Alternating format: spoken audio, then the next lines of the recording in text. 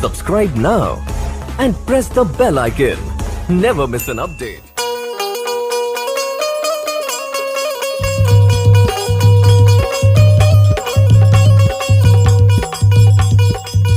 का ये संजय भाई, अरे आजकल का फैशन देख के कुछ कहे के मन करत हो। हाई बढ़िया बढ़िया लोग देखा कौन धंधा खोल के बैठ गल बाना ला।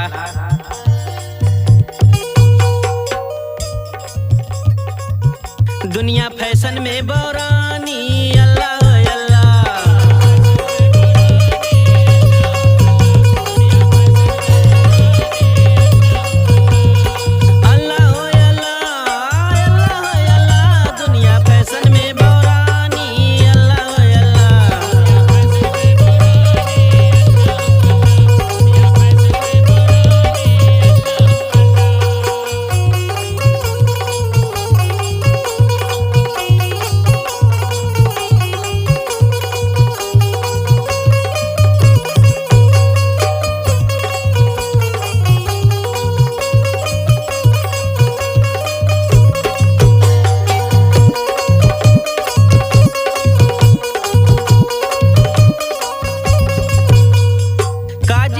सब्जी बेचे मुरई पल की भाजी।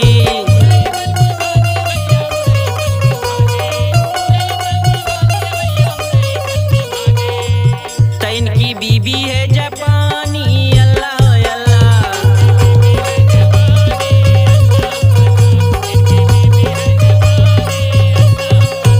दुनिया फैशन में बौरानी अल्लाह अल्लाह।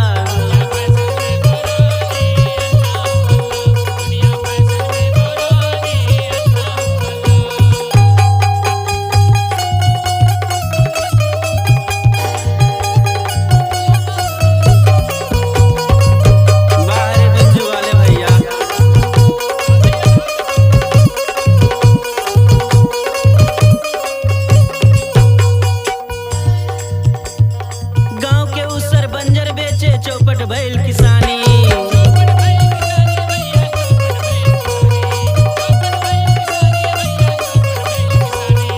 गांव के उसर बंजर बेचे चौपट बैल किसानी।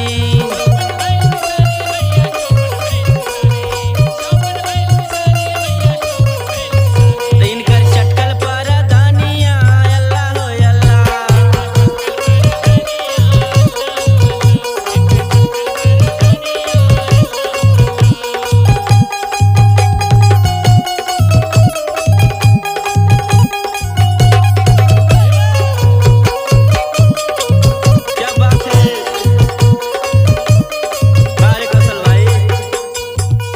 झूठ कहे त जगपतियाला सच्चा ठोकर खाए।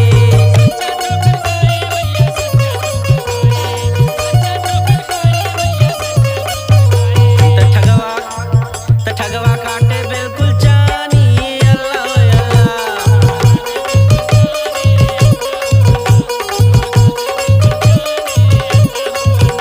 दुनिया फैशन में बौरानी अल्लाह अल्लाह।